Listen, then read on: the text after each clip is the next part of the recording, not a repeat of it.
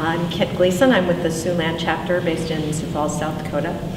I came to Spring Creek. Our chapter's made a commitment to send every incoming president, so somebody every 2 years, to this activity, and I heard great things about it from the people who had come previously, but myself, I was a little nervous about the whole thing. The chapter pays for the fee for the session, but you're responsible for the travel, or your employer is responsible for the travel. And so, you know, I came into it with a little concern that I was asking my employer to contribute my time and his money to my travel and those sorts of things, and that I was really only getting something out of it for our chapter and not as much for him. I also came into it pretty nervous because I am not very good with opening up with a bunch of people that I don't know very well. It takes me some time, so that's very difficult for me. But what I have found is that there were things in Spring Creek for all three: myself, my employer, and my chapter. For myself, I've learned that you do have to open up, and the faster you do it, the more you're going to get out of things.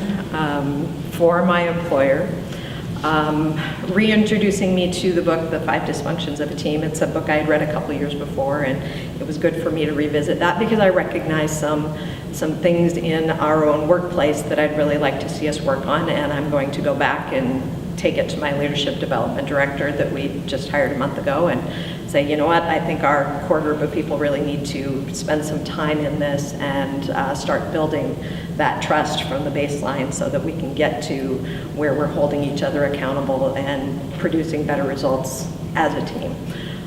For my chapter, you know, we consider ourselves a fairly successful chapter, and I think National considers us a fairly successful chapter.